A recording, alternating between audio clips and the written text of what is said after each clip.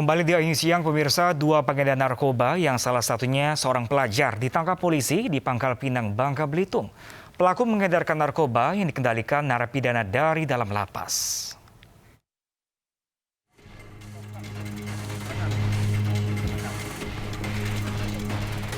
Sat Narkoba Polres Pangkal Pinang menggeledah seorang pria di Stadion Depati Amir, Pangkal Pinang, usai penangkapan di kontrakannya. Polisi menemukan paket narkoba jenis sabu di jok motor pelaku yang adalah pelajar berusia 18 tahun ini. Barang tersebut didapat pelaku dari seorang napi di lapas kota Pangkal Pinang. Pelaku pun diupahi Rp50.000 hingga Rp500.000. Di hari yang sama, petugas menangkap pengedar lainnya. Barang bukti sabu juga ditemukan. Lagi-lagi, pelaku mendapatkan pasukan narkoba dari lapas di Pangkal Pinang. Total dari kedua pelaku, polisi mengamankan barang bukti 31,56 gram sabu dan 0,48 gram ganja. Kedua pelaku diketahui tidak tergabung dalam satu jaringan pengedar. Kini, polisi segera lakukan penyidikan terkait pemasok narkoba dari dalam lapas. Dari Pangkal Pinang, Bangka Belitung, Haryanto, iNews melaporkan. Pemirsa, kembali terjadi seorang ibu hamil harus ditandu melalui jalan rusak oleh warga di Jember, Jawa Timur. Warga dan ibu hamil tersebut harus menempuh tanjakan dan turunan bebatuan untuk menuju puskesmas terdekat karena jalur alternatif di desa rusak.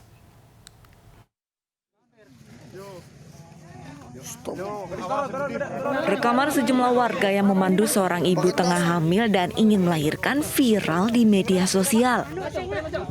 Warga harus melewati sungai kering, turunan dan tanjakan terjalanan licin, serta bebatuan yang harus mereka lewati menuju Puskesmas Silo 2 di Jember, Jawa Timur. Langkah ini diambil karena sang ibu harus secepatnya diberikan tindakan persalinan. Sang ibu hamil merupakan warga desa Mulyorejo, Kecamatan Silo, Jember. Pemerintah setempat pun membenarkan adanya peristiwa warganya yang ditandu untuk melahirkan karena jalur alternatif warga rusak.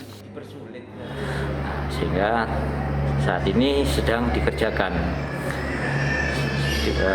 Jembatan baru dikerjakan sehingga harus ada jalan alternatif. Itu pun juga sudah dipersiapkan.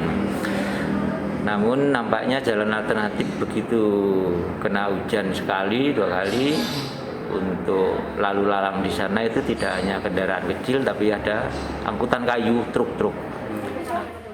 Pembangunan jembatan atau jalan utama warga tengah dibangun. Mirisnya jembatan alternatif tak dapat dilalui. Warga berharap pembangunan jembatan segera diselesaikan agar warga tidak kesulitan menempuh jalan sulit ketika keadaan genting. Dari Jember, Jawa Timur, Bambang Sugiarto, iNews melaporkan. Pemirsa, seorang pasien COVID-19 melahirkan seorang bayi laki-laki di sebuah tenda isolasi COVID-19 di Surabaya, Jawa Timur. Petugas tengah merawat ibu dan bayi dan kini bayi masih dalam observasi apakah dirinya terpapar corona atau tidak.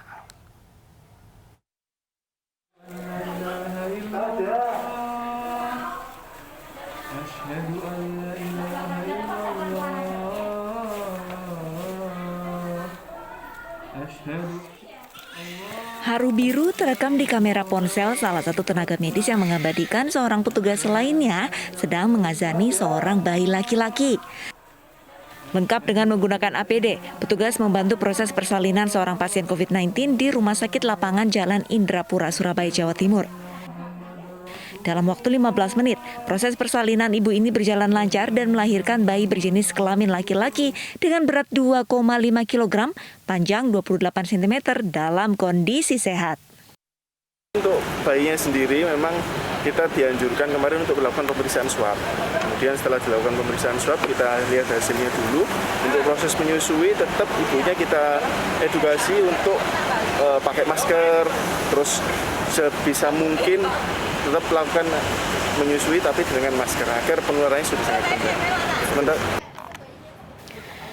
Hingga saat ini, tim medis RSLI masih menunggu hasil pemeriksaan swab bayi apakah terpapar COVID-19 atau tidak. Ibu melahirkan ini merupakan seorang pekerja migran di Malaysia. Ia pulang kampung di Pamekasan, Madura untuk persiapan persalinan. Namun dirinya terpapar COVID-19 dan harus menjalani perawatan isolasi di RSLI. Kasus ibu melahirkan di RSLI merupakan kasus pertama kali dan berjalan dengan lancar. Dari Surabaya, Jawa Timur, Nur Syafi'i, Ainis melaporkan.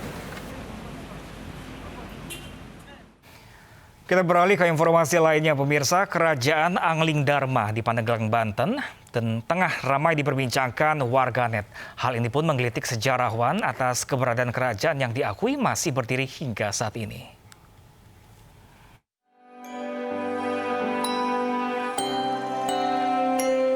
Kemunculan Kerajaan Angling Dharma di Kabupaten Pandeglang, Banten membuat sejarawan Banten bersuara.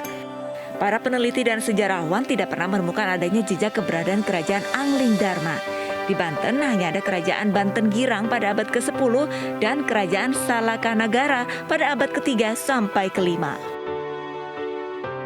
Angling Dharma ini ya bisa dikatakan tidak pernah ada ya mitos seperti itu. Oh, nggak ada di Banten itu? Tidak ada. Kalau ada ya pasti ada jejaknya, pasti ada kisah-kisah tentang tokohnya, pasti ada jejak bekas ibu kotanya ya. Namun dari pemerintah setempat, mereka mengetahui adanya aktivitas dermawan sang baginda Kerajaan Angling Dharma karena tidak meresahkan warga. Kita menyambut positif kan, dia punya jiwa sosial untuk membantu anak yatim yang dianak, termasuk untuk pembangunan rumah tidak unik ya, alhamdulillah ya, bukan hanya di wilayah kecamatan tapi di kecamatan yang lain juga ya. Nah, ini dia singgasana raja, lengkap dengan tulisan tangan berbahasa Indonesia, Arab, dan Inggris yang mencuri perhatian warga Pandeglang, Banten. Singgasana ini merupakan tempat pimpinan Kerajaan Angling Dharma, yaitu Baginda Sultan Iskandar Jamaluddin Firdaus. Kerajaan Angling Dharma ini terdapat di Kampung Salangsari, Desa Pandang, Mandalawangi, Pandeglang, Banten.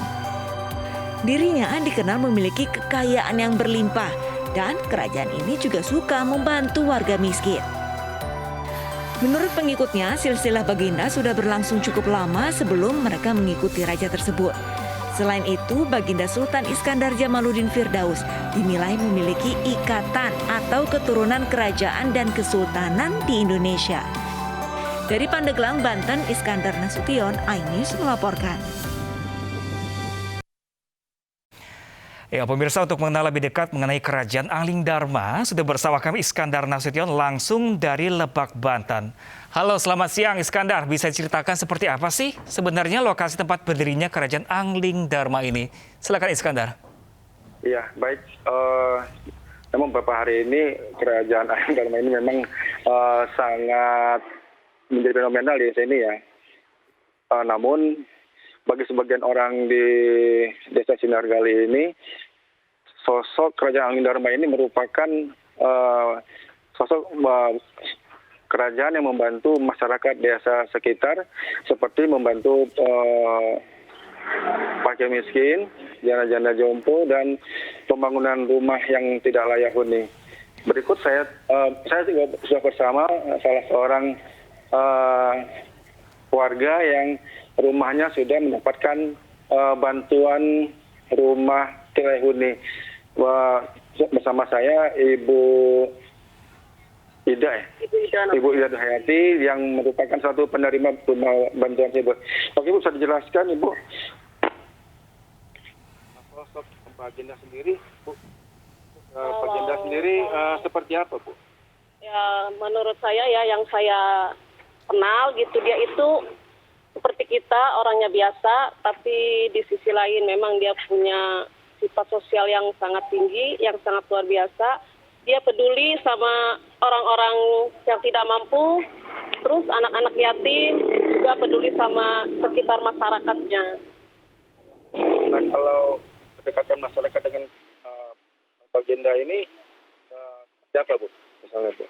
Ya seperti biasanya, dia itu sangat dikenal ya oleh masyarakat, tapi mungkin masyarakat kadang dia itu segan gitu ya, sama dia itu segan. Tapi emang sosoknya itu ramah, sopan, baik hati, terus selalu tersenyum, selalu ramah sama siapapun.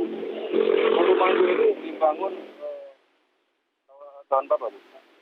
2019 akhir sampai sih November tuh ya, sampai tanggal 5 itu selesai. Itu rehab atau Rehab. Yang dulu sih emang udah nggak layak huni gitu ya, nggak ada layak huni, jadi total dibongkar sama dia. Yang itu udah nggak dipakai lagi. Bu, kalau misalnya rumah ibu ini banyak ya? Selain ibu ini adalah yang lain juga ya? Ada di sekitar sini banyak juga, ada berapa rumah ya? Ada 5 ya, RT setiap kampung aja gitu yang tidak layak huni pasti dia temui gitu, terus dia bangun. Tapi Bu, selain membantu ini, apalagi yang pernah diterima bantuannya Bu? Terima bantuan yang lain sih, saya kurang tahu ya kalau terima bantuan yang lain, tapi yang saya sering dengar dia itu sering santunan janda, anak-anak yatim gitu. Oke. Ya, demikian tadi penyampaian dari warga sendiri mengenai keakraban pihak Baginda yang bisa disebut Baginda ya dari kerajaan Angling Dharma ini dengan masyarakat dan pemimpinnya. Ya, rekan Iskandar, saya ingin bertanya sedikit, Iskandar, mengenai kelompok yang mengikuti dari kerajaan ini, apakah ditarik iuran seperti itu? Bisa diulangi, Man? Ya, ini pengikut dari kerajaan dari Angling Dharma itu sendiri, apakah ditarik iuran? Sejauh ini tidak ada pengikut ya, jadi mereka memang hanya biasa menggelar pengajian dan kegiatan rutin keagamaan. Tidak ada penutipan biaya dan mereka malah mendapatkan bantuan seperti tadi sembako dan bedah rumah, demikian. Iskandar, mungkin Anda bisa memperlihatkan kepada kami semua yang ada di sini, mungkin Anda bisa memperlihatkan seperti apa sih bentuk kerajaan Angling Dharma di lokasi Anda berdiri? Maksudnya gimana, Mas? Oke, Bisa diulangi? ini kerajaan dengan perumahan yang ada lokasi berdiri ini apakah cukup jauh, apakah dekat? Oh, saat ini memang agak cukup jauh ya, ada sekitar 1 kilo dari kerajaan Angling Dharma tersebut. Kalau Ini salah satu rumah yang dibantu dan sepengetahuan kita ada 3 rumah di 3 kecamatan yang berbeda seperti di Panimbang, Pagelaran, dan Mandalawangi ini. Nah, ini kalau Anda sendiri sempat menuju ke lokasi kerajaan Angling Dharma itu untuk melihat langsung? Iya, 2 hari lalu kita sudah ke sana, namun di sana kita tidak bertemu dengan Sang Baginda. Nah, kalau dari pantauan kita sih dari suasana memang terlihat berbeda dengan rumah-rumah biasa, seperti adanya tulisan Raja di Raja, seperti itu ya, Raja Angling Dharma, ada berbagai macam tulisan Arab dan bahasa Inggris. Nah, ini selain puluhan rumah yang diberikan oleh Baginda atau dibangunkan oleh Baginda, apakah ini beserta dengan furniture dan semua isinya? Sebagian ada isi rumah, sebagian juga tidak. Ada yang unik di sini bisa saya jelaskan bahwasanya bantuan yang diberikan oleh Sang Baginda ini sebenarnya itu kembali ke Baginda sendiri. Jika dia ingin menambahkan barang-barang lain atau bantuan uang lain, dia akan langsung tambahkan. Dia tidak meminta proposal atau sebagaimana yang biasa dilakukan ke pemerintah daerah. Oke, baik. Terima kasih banyak rekan Iskandar langsung dari kawasan Pandeglang, Banten. Terima kasih dan selamat bertugas kembali. Ya, pemirsa, sekolah dasar menyumbang angka positif COVID-19 terbanyak dalam dunia pendidikan. Apakah sekolah tatap muka masih perlu berjalan? Selengkapnya sesaat lagi, pemirsa. Tetaplah bersama kami.